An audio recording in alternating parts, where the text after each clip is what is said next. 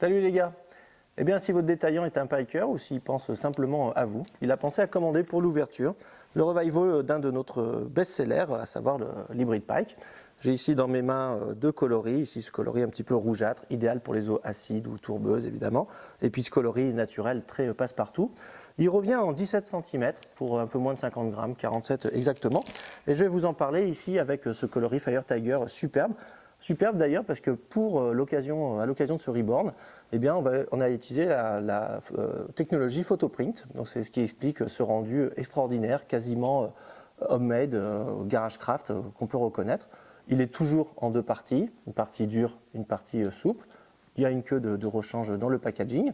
Ce qui change, c'est qu'on a un petit peu amélioré le système. Vous savez, le fait qu'il n'y ait qu'un seul triple, parfois il y a des décrochages, pas du fait qu'il n'y ait qu'un seul triple, mais du fait qu'il est quand même assez solidaire avec le corps du leurre.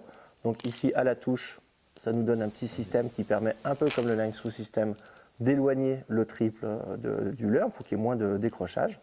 Il y a aussi à l'intérieur un rattle, on l'entend ici, avec une sonorité assez grave, assez lourde. Il y a une bille épaisse dedans, qui a plusieurs fonctions, un petit peu aussi un système de transfert, mais pas pour le lancer, c'est pas un transfert de masse pour le lancer, c'est un système de transfert dans l'eau pour l'équilibrer.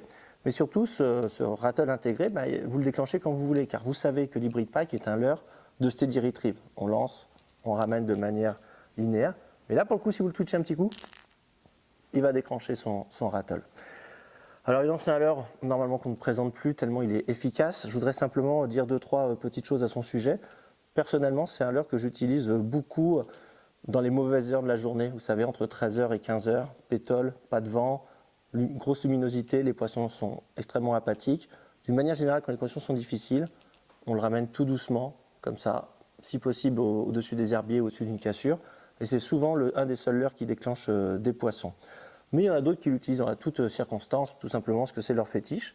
Et par exemple, Donovan Moreau n'hésite pas à accrocher des balls à des endroits ici pour le lester et pouvoir pêcher plus profond. Car évidemment, de base, c'est un leurre qui est fait pour pêcher sous 1 mètre maximum.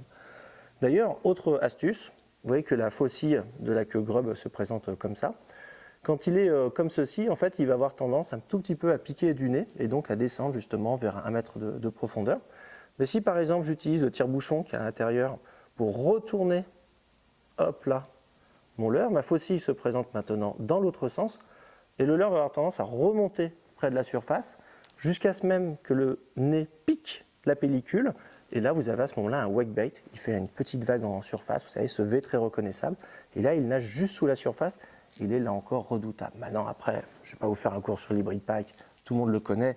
C'est vraiment un must-have et tous les bons pikers en ont dans leur boîte de pêche.